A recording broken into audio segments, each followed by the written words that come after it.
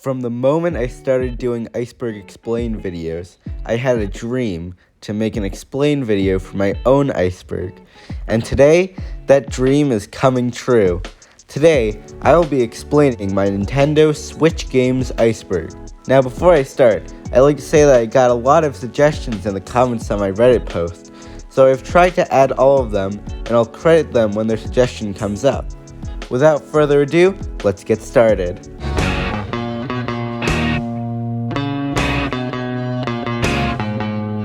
The first layer is games everyone should know, so I'm going to go through them quickly. First, there's Mario Odyssey, which is a game where you collect moons to save Princess Peach. Then, there's Breath of the Wild, which is a game where Link has to kill Calamity Ganon by getting weapons across the world. Next, we have Super Smash Bros. Ultimate, which is a fighting game where you play as one of the many Nintendo characters. Afterwards, we have Pokemon Sword and Shield, which is a game where you have to train Pokemon so that you can beat 8 gyms in a final challenge called the Champion Cup. After that, there's Mario Maker 2, which is a game where you can make Mario levels and share them with the world. Next, we have Among Us, which is a game that exploded in popularity last September, where you have to complete tasks on a spaceship and figure out which player is the imposter. Afterwards, there's 3D World plus Bowser's Fury, which is a port of Mario 3D World with another small open world game inside of it. Then, there's Minecraft, which is a sandbox game where you have to defeat a boss called the Ender Dragon. After that, there's Animal Crossing New Horizons, which is a life simulator where you have to build a town on a deserted island. Next, we have Mario Kart Live Home Circuit, which is an AR game where you drive a toy go-kart around a track built in real life. Then, we have Cuphead, requested by Supreme66, which is a game where you have to collect the souls of debtors for the devil before fighting him yourself. Lastly, we have Mario Kart 8 Deluxe, requested by Trash Can Eater, which is a game where you race against players or AIs playing as Mario characters. Now that we've gotten through the tip of the iceberg, it's time to see what's below the surface. First, we have ARMS, which is a fighting game where you play as characters that can extend their arms. Then, there's Luigi's Mansion 3, which is a game where Luigi has to go through a haunted hotel to rescue Mario and his friends. Next, there's Hyrule Warriors Age of Calamity, which is a prequel set 100 years before the events of The Legend of Zelda Breath of the Wild. In it, you have to find allies to fight against Calamity Ganon. Afterwards, we have Splatoon 2, where you, a person that can turn into a squid, have to get the Great Zapfish from the villain DJ Octavio. After that, we have Paper Mario the Origami King, which is a Mario RPG where you have to save the Mushroom Kingdom from being turned into origami. Then, there's Mario Tennis Aces, which is a game where you play tennis as Mario characters and you can play it against friends or CPUs in the story mode. Afterwards, we have Kirby Star Allies, which is a game where you play as Kirby and have to stop a priest named Highness from reviving an evil force. Next, there's Donkey Kong Country Tropical Freeze, which is a game where Donkey Kong has to take back Donkey Kong Island from a group of evil Vikings called the Snowmads. After that, we have Ring Fit Adventure, which is a fitness game where you have to fight enemies by doing exercises. Surprisingly, this game has an active speedrun community, with a World 1 speedrun having 45 runs. Next, there's Hades, requested by Shinotex, which is a roguelike game where you play as Zagreus, the son of Hades, and have to fight your way through random rooms to escape the underworld. Afterwards, there's Fire Emblem, Three Houses, which is a turn-based RPG where you play as a former mercenary named Blythe. This game's plot is too complex for me to summarize in a couple of sentences. Lastly, there's Hollow Knight, which is a Metroidvania where you play as a knight going through a bug-infested village called Hollow Nest. Now, you probably knew most of the previous entries, but now we're getting to the level where the games are a lot more obscure. First, we have Scribblenauts Showdown, which is a game where you either play Mario Party-esque mini-games or complete quests by using a magical notebook to spawn items.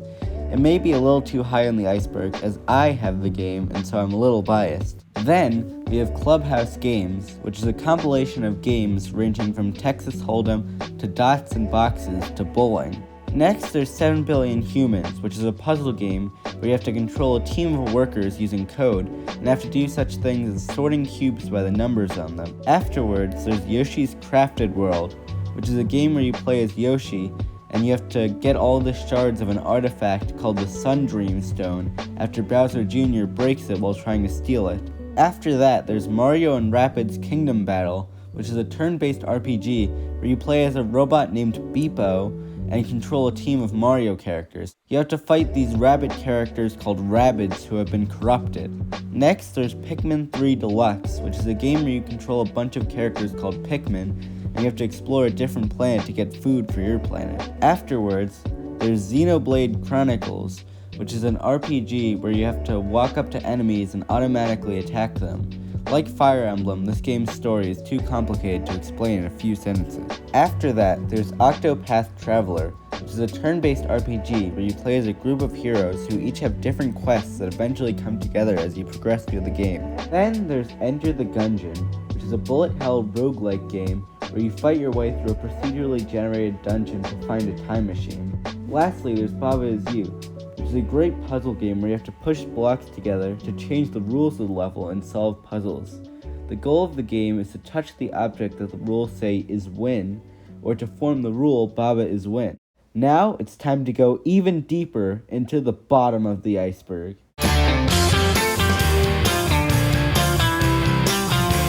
Before we start this layer of the iceberg, here's a secret about it. Most of the entries in this layer come from the AntDude video spending $100 on the worst Switch eShop games, which I'll link in the description.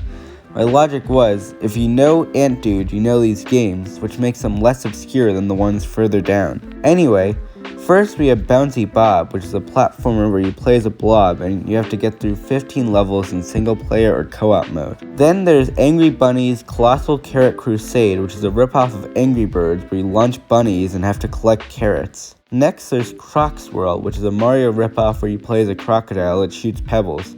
After getting through 30 levels, you beat the game. Afterwards, we have Nikki, which is a game where you play as a golf ball and need to use golf controls to get through hard platforming obstacles and get to a party.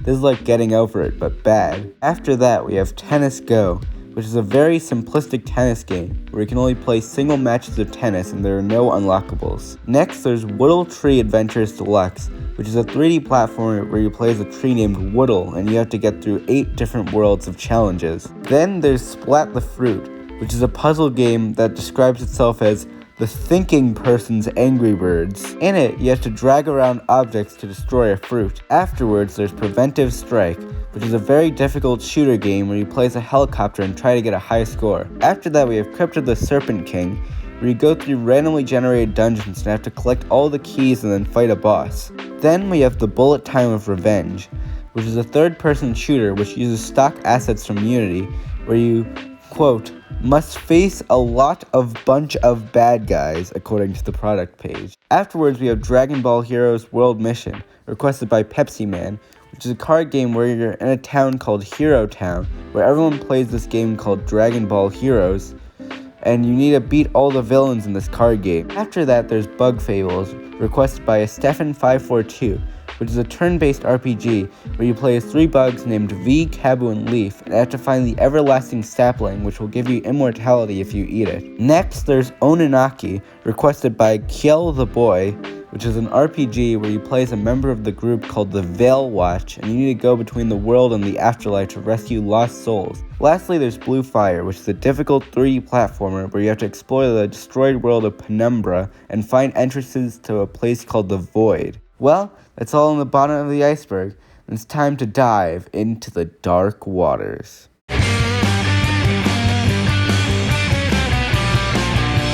First, we have No Thing, which is a surreal action game set in 1994 under a totalitarian government. You play as an office clerk who has to deliver a message to the Queen. Next, we have Cat Quest, which is an open-world RPG where you play as a cat who has to rescue your sister from the evil Dracoth. Then we have Spin Master, which is a 1993 side-scroller that was ported to the Switch. The adventurers Johnny and Tom need to rescue Johnny's girlfriend and get back their treasure map from the mad scientist Dr. DePlane. Afterwards, there's Sheppy, which is a single-player card game where you have to use the cards to get 1,000 sheep. After that, there's Elnia Kingdom, which is a simulation game where you live in a kingdom. You can explore, do quests, and fight enemies. Next, there's Pixel Lines, which is a puzzle game where you have to connect 2 blocks of the same color using the same number of blocks as the number on that block. There's even a story mode where you progress by solving these puzzles. Then we have N++, which is a minimalist platformer where you have to avoid enemy robots and get to the end of the level. This game is apparently very hard. Afterwards, we have Mr. Shifty, which is a top-down action game where you play as the titular Mr. Shifty, a man who can teleport, and you have to steal a weapon called Mega Plutonium before the villain Chairman Stone uses it. After that, we have Judge, which is a top-down shooter where you build your own cybernetic judge and use it to stop crime in the city of Edinburgh. Then we have Yono and the Celestial Elephants, which is a game where you play as an elephant named Yono in a world of humans and robots, and you need to solve puzzles, defeat enemies, and find treasure. Lastly, we have Crayola Scoot, requested by Noxia48, which is a sports game where you ride on a scooter. When you do a trick, you put down your color, and the person with the most color wins, like in Splatoon. It's time to delve deeper, one last time, into the abyss.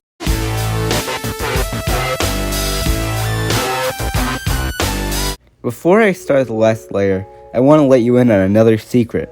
Most of the ones in this layer were cancelled. My thought process was that they are so obscure that they don't exist. So here are the Switch's cancelled games and ports from other systems. First, there's Bush Hockey League, which is a game where you play ice hockey in story or exhibition mode. It was released for Windows and PS4. Then we have Hyper Sports, which is going to be a game where you can play sports like track and field, beach volleyball, and swimming in quick play or campaign mode. This was cancelled in 2020 after 2 years of working on it. Afterwards, there's Sengoku Nightblood, which is a game where you have to battle the Yakima, the demons of misfortune, and fall in love with one of the characters. It was a free game for iOS and Android in Japan until it was taken off the App Store on December 25th, 2019. After that, we have Song of Memories, which is a romantic visual novel where you have to fall in love with the characters while an apocalyptic virus sweeps the world. Surprisingly, this wasn't made last year, but it was actually made in 2018. Next, we have Steep, which is a multiplayer sports game set in the Alps with sports like skiing, snowboarding, paragliding, and wingsuit flying. It was released for Windows, PlayStation 4, and Xbox One. That's all the cancelled games, and now onto the really obscure games. First, there's Flip Wars, requested by Bark and Helix, which is a multiplayer game where you're on a board of tiles and you have to flip the most tiles to your color or knock out opponents by flipping the tile they're under. Then, we have Tonight We Riot, requested by Roxagon, that promotes left-wing, anti-capitalist ideas. In it, you play as a team of workers overthrowing the government and can liberate factories to gain more workers. Next, there's Beast Darling This, which is a visual novel where you play as a girl who has the ability to track animals, and everyone hates her for that, until she goes to college and finds animal people that she gets along with because of her power. Finally, we have Dungeon Dinner This, which is a puzzle RPG game where you're forced by the evil Demon King to kill monsters and cook them for him. To kill enemies, you have to get 3 of the same enemy in a row, similar to games like Bejeweled and Candy Crush. Well, that was a pretty good iceberg if I do say so myself. I'll definitely make more videos on my own icebergs in the future because this was really fun to make. Anyway, thanks for watching.